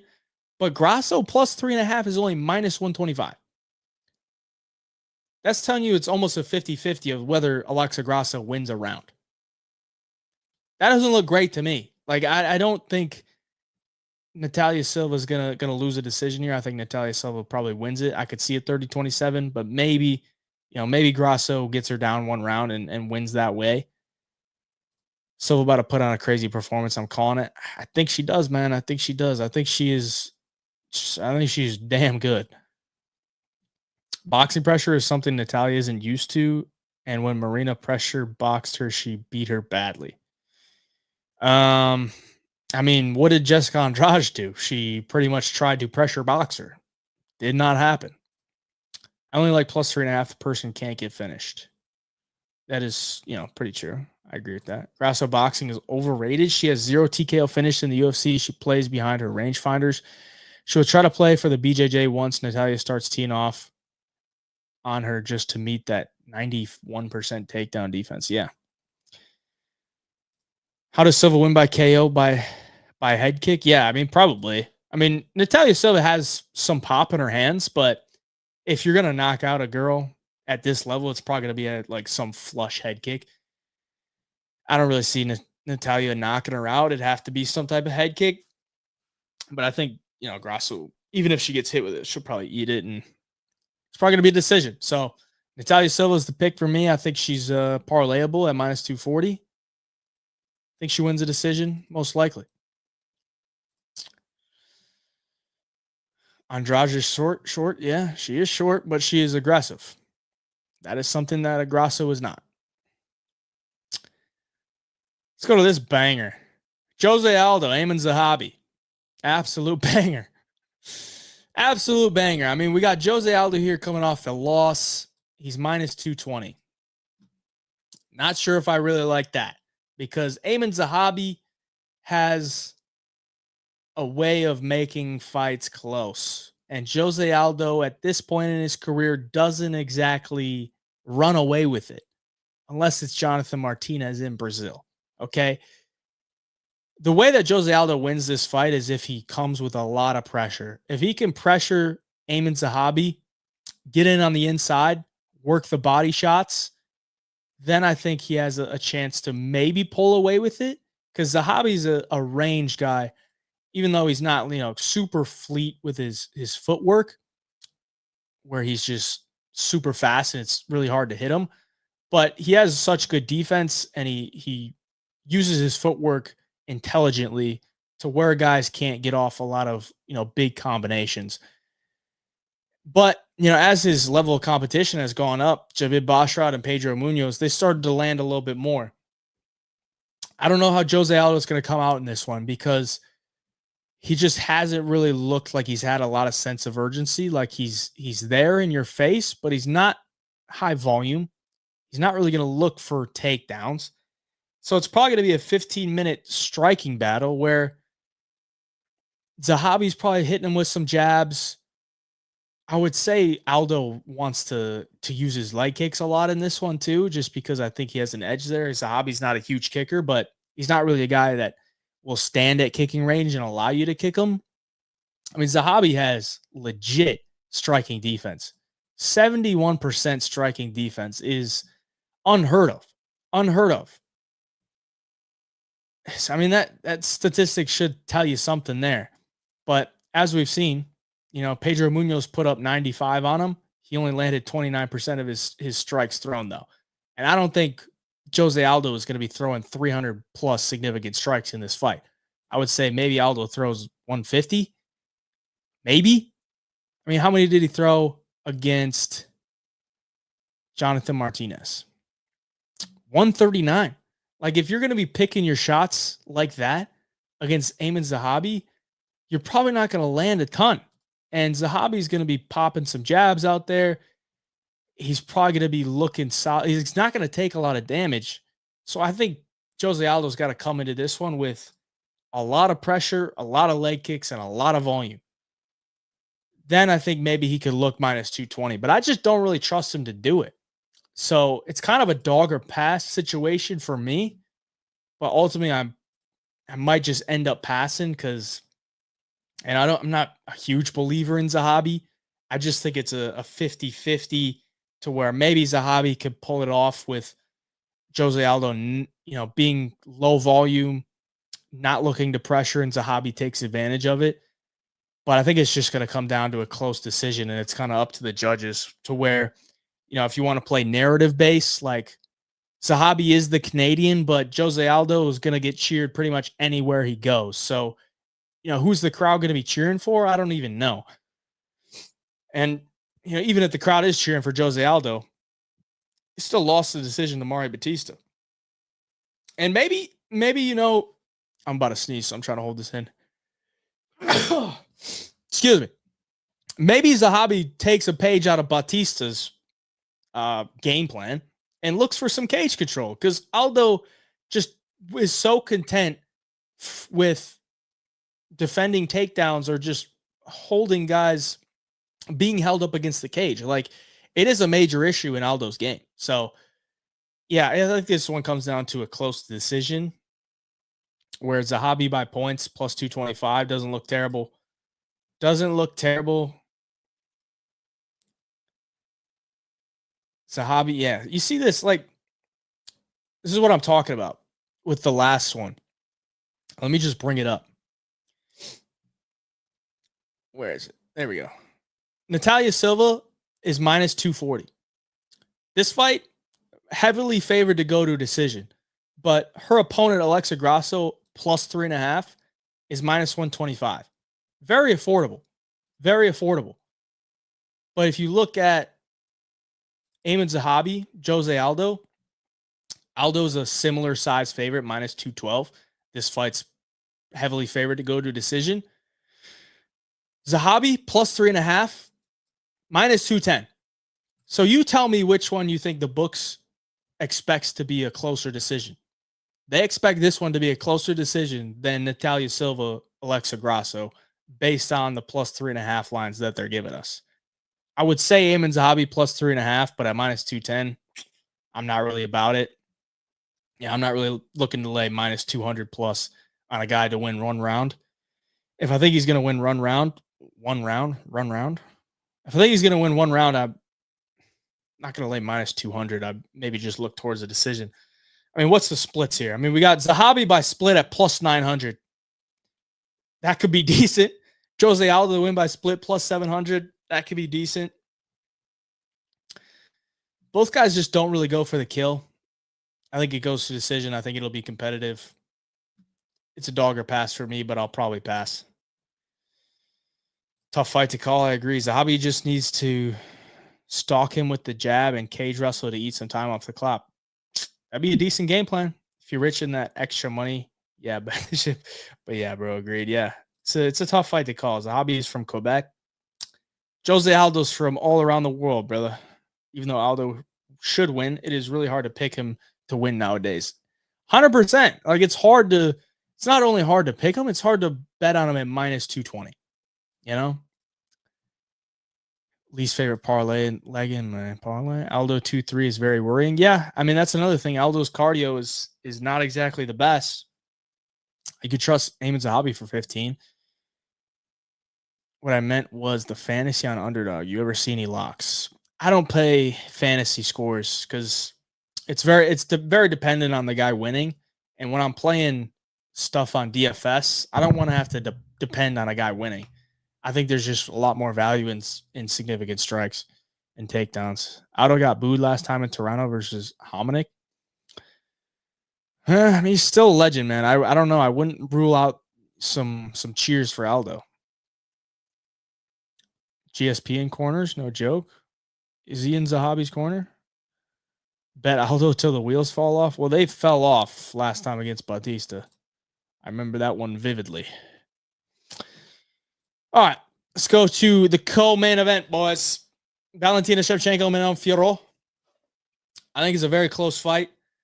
I think there's definitely could be some value on Valentina at plus 120 because Manon Fiorot she's got 13 professional fights, but she's very much lacking when it comes to championship level experience, where Valentina has a huge edge. A huge edge. And I look at the stylistics of this one. I don't think Fiorot is going to just run away with it on the feet. So I think the striking will be competitive. I maybe give a slight edge towards Fiorot just because I think she has a little bit more volume. I think she moves well, but she is so big for the division that she can be a little bit slow. And I think Valentina might have a speed advantage, but Valentina tends to be a little bit low volume at points. You see here, significant strikes landed per minute. Manon Fiorot is almost doubling her up. But I also think Manon Fiorot's striking statistics are kind of inflated, and I think it's going to be a lot lower volume here against Valentina Shevchenko. Take a look here. Shevchenko only absorbs 2 significant strikes per minute. Now, a lot of that is due to her having a lot of wrestling success. So when she's taking girls down, she's not getting hit. So obviously winning minutes on the ground is going to lower your significant strikes absorbed per minute. And that's not really something that Manon Fiorot does. But you got to respect the striking acumen of Valentina. She doesn't get hit all that often. She really doesn't. If you look at all of her fights in the UFC, which have pretty much all been at a very high level, second fight in the UFC was Amanda Nunes. No girl here is landing 100 significant strikes on her. Amanda Nunes landed 86 throughout 5 rounds. Now, Nunes is more of a power puncher, but you even look at a girl like Joanna Jędrzejczyk. 5-rounder with Joanna Jędrzejczyk, she landed 78. Jędrzejczyk is a very high volume striker. Tyler Santos, 55. Alexa Grasso landed 84. But Alexa, that was probably Alexa's best performance, and it went to a split draw. So, I mean, Alexa's best night at the office, it went to a split draw where Valentina probably should have won because the 10-8 for Grasso in round 5 was not a 10-8. And then she just absolutely mauled her here against in the third fight. So I think it's there's a lot of intrigue for me seeing Valentina as a plus money because a lot more high level experience. I don't think she's going to be outclassed in the striking. I think she'll compete. I know Manon Fiorot has a 93% takedown defense. So I do believe it's going to be tough for Valentina to get the takedowns, but you also have to look at who has Manon Fiorot faced that's going to wrestle her. Erin Blanchfield, she's a good grappler on the ground, but her wrestling to get it there is not good. It's not good. And I bet big on Manon Fiorot against Erin Blanchfield because I knew Erin Blanchfield ain't going to take her down. So she's going to have to strike with her, and Manon Fiorot is going to piece her up. So 50-45 is a good performance. We also got to remember, Fiorot was an underdog to Erin Blanchfield, and now she's a favorite over Erin Blanchfield or over Valentina Shevchenko. Maybe some recency bias there. This fight with Rose Namajunas, I thought was actually a lot closer, than the 30-27 from this guy. I think it could have been 29-28 either way. Rose actually outlanded her. And again, if you're looking at significant strikes landed, Rose Namajunas isn't a girl that, gets hit a ton. She actually has, real striking regimen. She's not going to just walk into your shots. Rose Namajunas outlanded Manon Fiorot. Fiorot only landed 25% of her significant strikes thrown. So I think Valentina can hang with her in the striking. And I think, her takedowns are going to have to be earned. There's no doubt about that. But I'm not ruling out the fact that Valentina has taken down great opponents. Like, she's taken down some really solid girls. And she's actually leaned on that as she's gotten older. So I think her wrestling is good enough to get Manon Fiorot down. I just don't know that it's going to be, rinse and repeat like she did against Alexa Grasso. Let's take a look at these lines. Valentina plus 119. It's not terrible. Valentina by points is probably the way I would go, though, plus 190.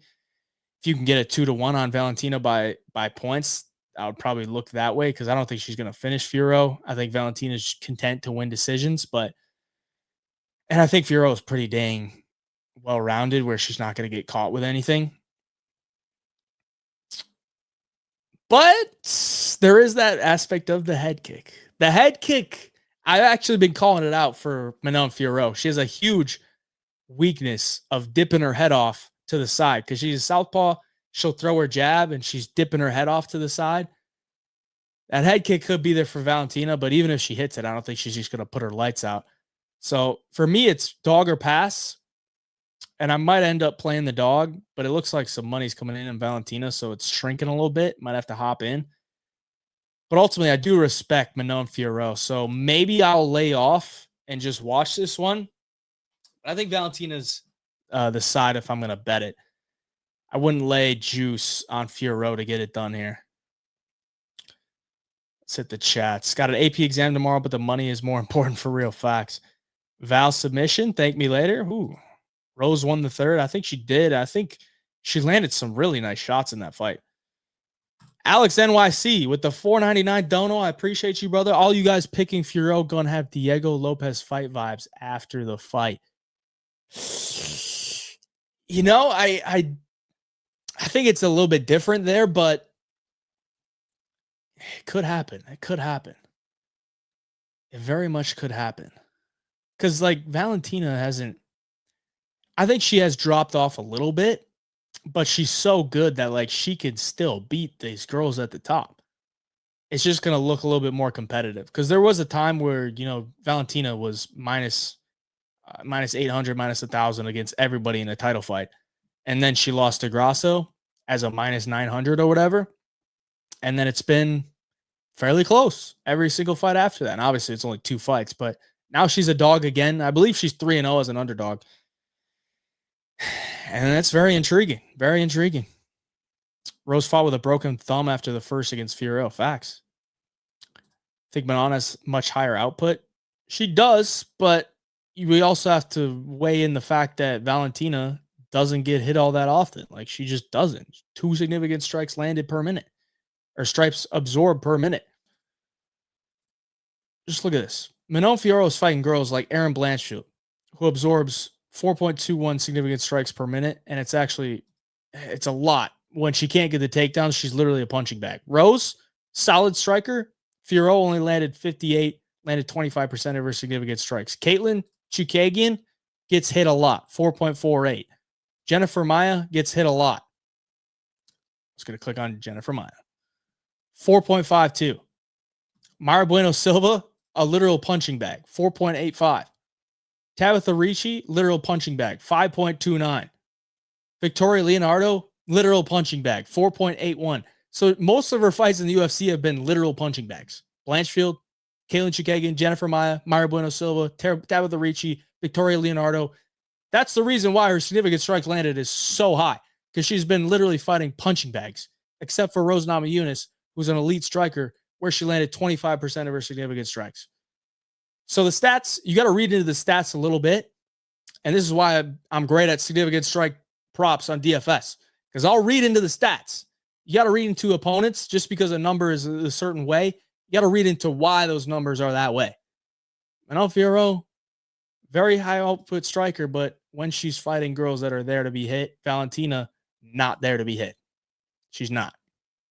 She's not going to allow you to just throw volume at her and she's not going to just take it. So it's an interesting one, boys. I think it's a 50-50 and it's a dog or pass. Manon comes in with her chin up and sloppy shots. She wins off physicality. She does. She's huge for the weight class and that'll get you far. But will it get you to beat the best flyweight of all time? We shall see. Fight ends by head kick. Lock. Yeah, it could. How you feel about the 4 takedown line for Barriault and better? I don't really like it, but there is a world where Barriault gets him down like 3 times in the first round. Because I like it because JDM can get taken down and then get back up because he's shown a lot of good scrambles, but I also don't like it because maybe Barriault doesn't go to the wrestling right away. Maybe he wants to establish himself on the feet and maybe, Jack finishes him early. We'll see. But 4 takedowns, I think if it gets past the 3rd round, 4 takedowns is going to be looking pretty good. So I wouldn't fault you for taking the over there. The dogs are barking this week. They could. The stats on the rise on the top are deceiving for Manon. Yeah, exactly. Finishing in the first round lock. I'm betting on that head kick shot will lead to some ground and pound. TKO for Valentina. We shall see. Alex with the $9.99 dono. I appreciate you, brother. Much love, brother. Valentina decision. Lee moneyline. JDM KO. Pop the bottle of champagne. I could tell you right now, if JDM gets that KO, I am definitely going to be popping a bottle of champagne. Because almost every week, I put my opinions on the line. Very public opinions. And if they go wrong, I take the heat. But if they go right, pop that bottle of champagne. We will get into that main event real shortly. I'm going to hit these chats and then we will. Manon, is she proven? I mean, she's a proven top 3 fighter in the division. Absolutely. But we'll see if Valentina can send her packing. Just joined. Sorry, do you like Shevchenko? I think it's a dog or pass, 50-50, and I might be playing the dog. I just haven't put it in yet. Also curious to see how Fiorot does in the later rounds. She's only been 5 rounds once where she was just too strong. I don't think she can lean on that against Valentina. Very true. 5-round experience and championship level experience definitely goes to Valentina. Did open as a -155, I think. I think she might have, yeah. My only question, only bet. Could be a split. JDM by finish, Almakhan by finish, and Valentina decision, and last Jose Aldo by finish. Oof. Aldo by finish would be nice for the culture, but I don't know if it happens. But those are like 3-round fights, though. Yeah, they're 3-round fights, but the overall statistics, brother. Strikes landed per minute. Shirton by split, she's the belt. They have to win by a big margin. Yeah, that's true. Still a lot of tickets to be sold. To Montreal. I can't see JDM managing to land the KO shot on the back foot, and I reckon Barriault will be on the pressure from the start. Well, let's talk about that, Otto D. Let's break this down. All right. If you didn't see my most recent short form video on Instagram, on YouTube, TikTok, wherever, it's JDM season, boys. It's JDM season. Belal Muhammad at -190. This is the first time Belal Muhammad has been a favorite since he fought, who was it, Damian Maia? Let me just get this correct. Yes, the first time Belal Muhammad has been a favorite since he fought Damian Maia in 2021. He was then an underdog against Stephen Thompson, an underdog to Vicente Luque, an underdog to Sean Brady, an underdog to Gilbert Burns, an underdog to Leon Edwards. And now he's a -190 favorite. So right then and there, I'm like, there's got to be some recency bias in this line because the books have never believed in the name. They've never believed in the decision. But he's got it done every single time. So you got to give him his credit there. But I also believe that there is some recency bias baked into this line because when he was facing Leon Edwards, everyone pretty much said this guy sucks. And Leon Edwards, after just beating Colby Covington, after beating Kamaru Usman, was just going to run through this guy. Didn't happen. And I didn't think it was going to happen. I bet on Belal Muhammad there. I bet on Belal Muhammad against Gilbert Burns. I bet on Belal Muhammad against Sean Brady. The reason why is because Belal Muhammad has the style to beat those guys. And does he have the style to beat Jack Della Maddalena? He could. He absolutely could. But the issue here is Jack Della Maddalena is an elite striker, but he's also an absolute dog. And some people might laugh at that, but that is a huge thing. It's a huge thing in MMA. And that's the reason why DDP has been so profitable, because he looks ugly when he's doing it, but he's an absolute dog. His pressure and his pace is what sets him apart. Jack Della Maddalena is probably going to get taken down in this fight. He's probably going to get taken down because he's been taken down in fights against Gilbert Burns. He got taken down 7 times. He got taken down 3 times by Basil Hafez. But what happened in those fights? He gets taken down. He scrambles. He works to get back up every single time. He's not going to accept the position. He refuses to fuck off. And if you refuse to fuck off against Belal Muhammad's not taking you down and holding you there and doing damage.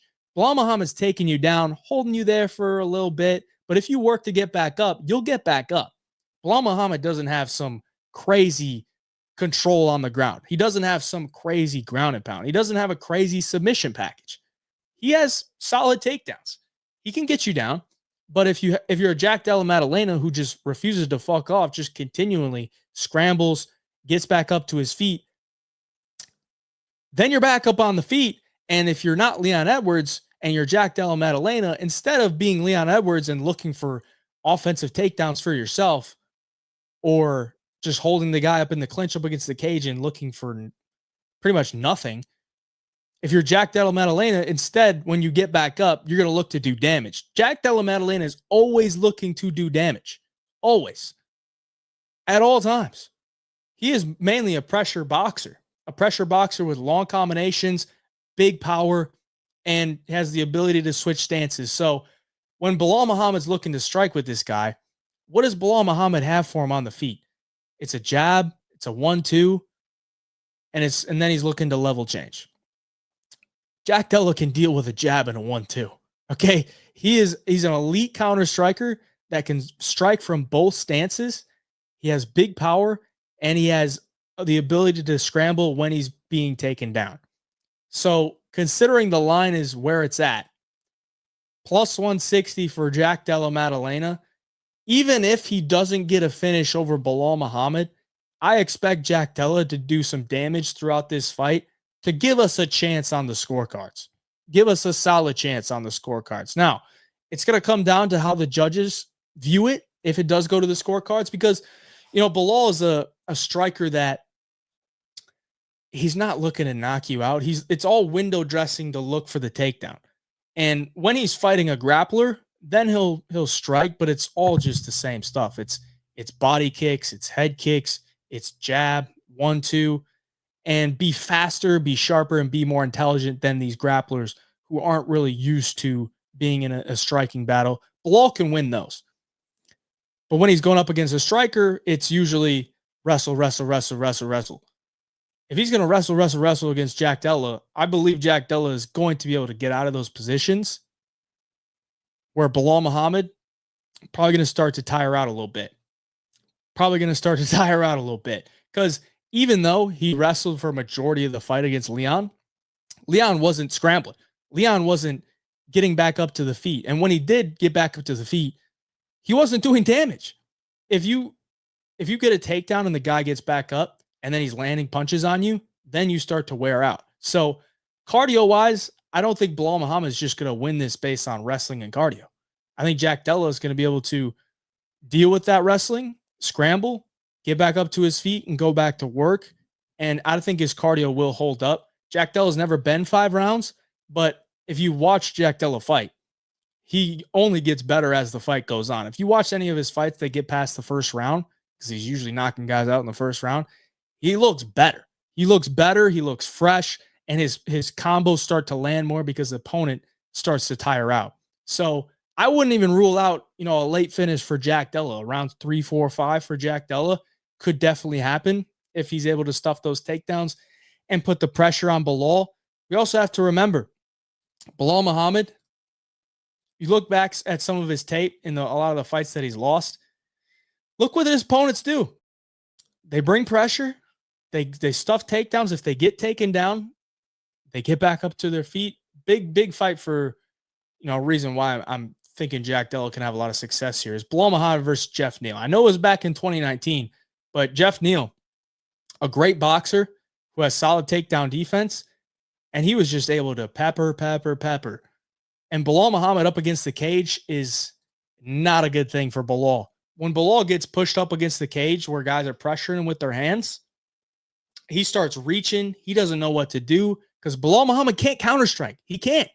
So if Jack Della's on the front foot, it is big danger for Belal because he doesn't know how to counterstrike. He's just reaching, like just trying to get out of there. And he eats a lot of shots. So overall, boys, it's Jack Della season. It's JDM season. I'm going to hit these chats before we look at some bets or look at some odds. Because I kind of rambled there for a while. But, you got to give it out there. You got to get it. JDM outboxes him. Long shot. JDM by sub. Good smack. JDM was a snack for Belal. People forget how good JDM is. It's true. It's also a reason why I think there's some recency bias in this is because, one, we just saw Belal Muhammad get the championship. He won the title in a fight that not a lot of people believed in him. So now people believe in him. And also Jack Della's been off for a year and a month.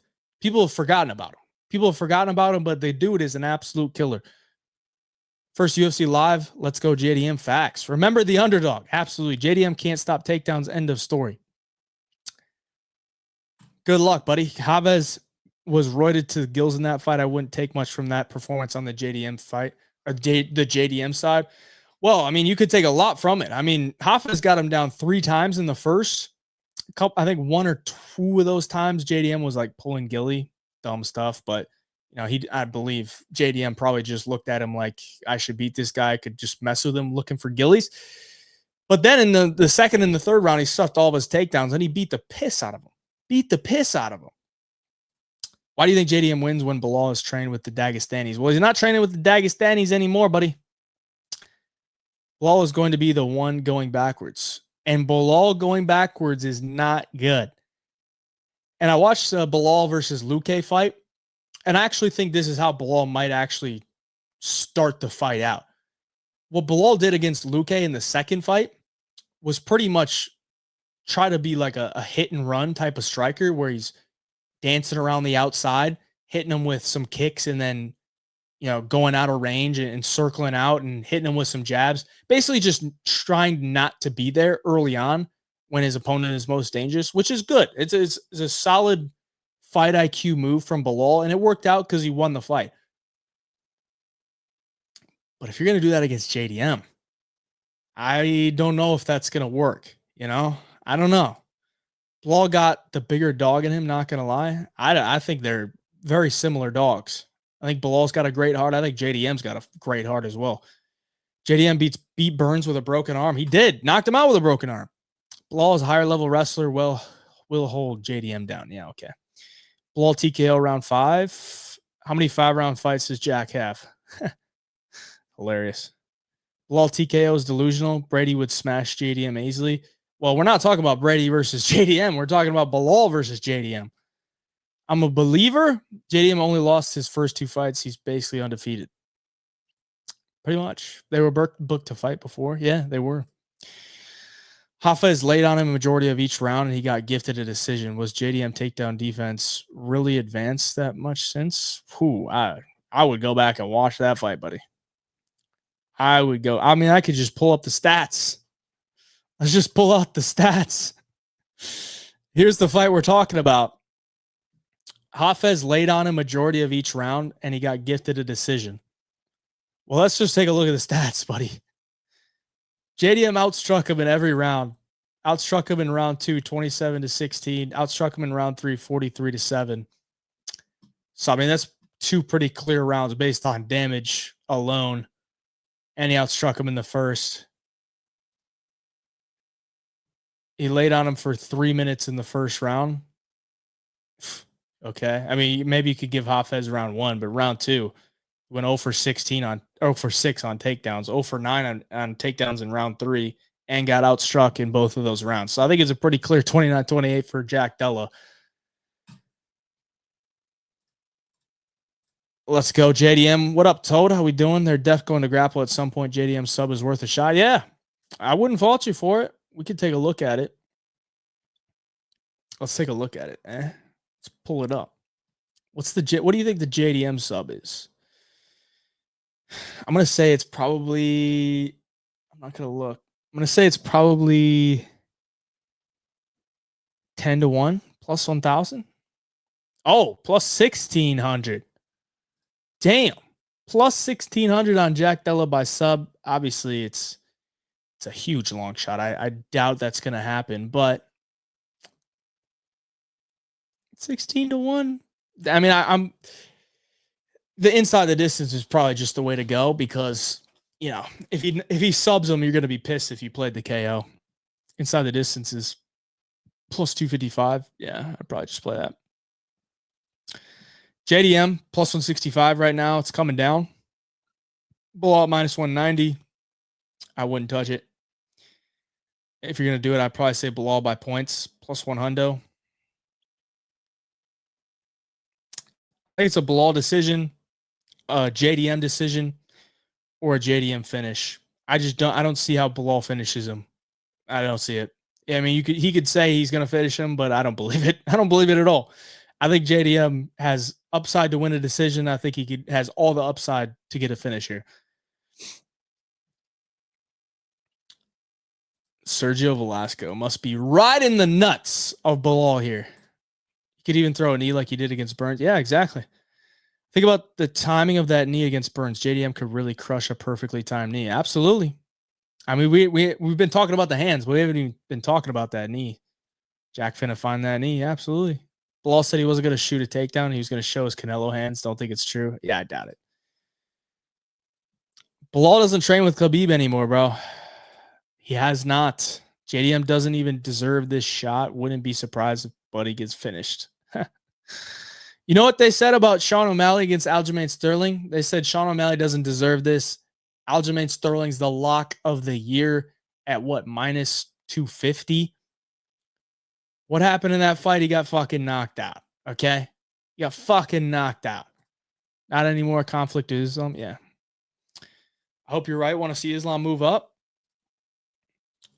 Be decent. Bilal definitely has to be the one going forward, but really comes down to JDM's takedown defense more than anything.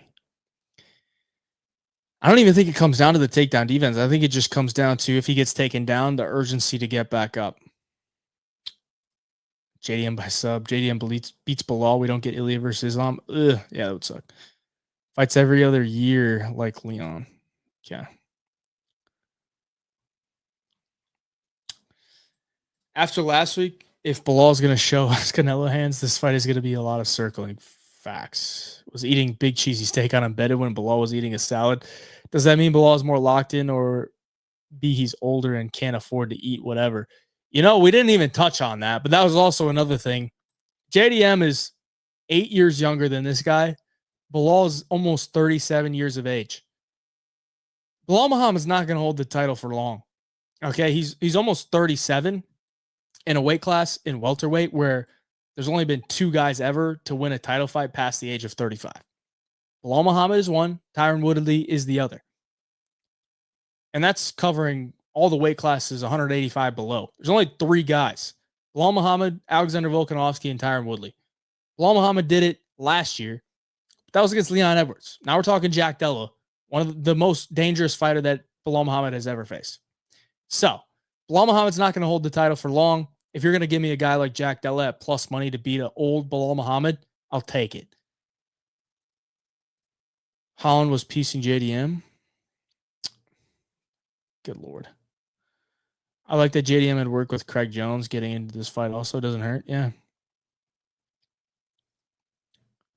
This dude, Sergio, you must be that guy that's like trying to be the hardcore when there's wrestling on the screen and nobody's watching. Like if you're at a watch party and there's wrestling on the screen and the casual fans are like, "Oh, this is boring." Sergio is that guy that's like, "No, this isn't boring. This is domination. If you don't know how to wrestle, then you should be in MMA. If you want to go watch, if you don't like the wrestling, go watch boxing. Go watch kickboxing. That's who Sergio is." And I get it. I get it. Bilal is a great wrestler, buddy. You'll see. You'll see. Bilal's gonna whip out a spinning head kick KO. 83% finish rate. Nasty. Oh my God. Sergio, you are fucking a lunatic. I train at Scrappy. I'm telling you, his grappling is underrated. There we go. You called it too. Bilal reaching out with his hands when I could see him eating a knee. Yeah. Sterling got KO'd, so Marab could become champ. JDM decision plus 550 is a solid number. That is pretty good. That is pretty good. Great part is we find out Saturday. Can't wait for the excuse why JDM was dominated or finish. Yeah. I mean, if you're so confident, I don't know why you wouldn't just lay the absolute hammer on Bilal Muhammad. Like, this dude Sergio is probably not going to bet a single dollar. He's so confident, but he's not backing it up with anything. There's nothing other than a comment on a live stream that this guy is so confident. No profile picture, no real consequences if he's wrong. There's none. Absolutely none. If Bilal loses, he never sees the belt again. Yeah, it's true. He's fuming. If they don't make Jones versus Aspinall, I want to see them entice Islam some money to stay around and fight Ilya regardless. I agree. Bilal had arguably the toughest road to win the belt. He's not losing to JDM. God, I'm not even reading your chats anymore. Just glazing. JDM submitting Craig Jones is pretty impressive. Putting that clip out might show, though, knowing Craig's antics. Yeah, I don't believe that at all. I don't believe that clip whatsoever. That looked so staged. Alex NYC with the $4.99 dono. I appreciate you, brother. Yeah, Bilal not training with Dagestani looks like Islam going to 170 no matter who wins. It's true. I think that's probably the move that Islam wants. Because, he doesn't want the Topuria fight. So whoever wins, he might just be like, fuck it. Even if Bilal wins, I'll go up to 170. You also thought Carlos would win. Yeah, it's a great comment because, if you're in the picking business, the betting business, you should never be wrong. You should absolutely never be wrong. Fucking idiots. What about the Ankalaev bet? Okay, I also bet on Ankalaev to beat Pereira. How about that? I bet on Bilal to beat Leon Edwards. How about that? You can't hit every underdog that you bet on, bud. It's the same people that said Bo would get fraud check but didn't bet a dime on RDR. That's so true. That is so true. Like, it's just crazy to me that people will literally comment like they've already seen the outcome of the fight. Like, bro, I believe JDM can win this fight, but I also know that Bilal could absolutely win. Like, there's no for certain in this industry. There's absolutely none. But people will actually comment stuff being like, Bilal wins this easy. Bilal wins. Like they already know. Like, they're from the future telling me what happened. It's not how this works, bud. If you comment that, you have nothing to back it up. Okay, there's no repercussion if you're wrong outside of somebody maybe commenting on your comment that you were wrong, but there's nothing behind it. Okay, you're probably a private profile to begin with. Who missed a fight last week? That shit was easy. You must have been absolutely cooking. Yeah, I bet against Pereira against Ankalaev, buddy. It hurt to do so, but my bank account did appreciate it. Not sure if you said this. Do you think JDM can win if he doesn't get the finish? Yeah, I do. Damage-based decision could absolutely get him the win here on the scorecards. It's 12-year-old kids, I think. Gotta be. I hope so. Honestly, it's not that sad. If not, it's that sad. Yeah. Yeah, I mean, it's gotta be, man. I believe in the wet blanket, but could imagine the wet blanket taking us to the judges. Very true. I mean, to be honest, if there's a bet out there, which Bovada usually has it, and it's Bilal Muhammad by decision or Jack Della by TKO, that's probably your safest bet. It's not guaranteed to cash, but that's probably your safest bet. It's probably the two most likely outcomes, and it probably one of them hits. So that's probably the way you might want to go, but I ain't in that business, bro. Bilal 4th round KO. I'm from the future.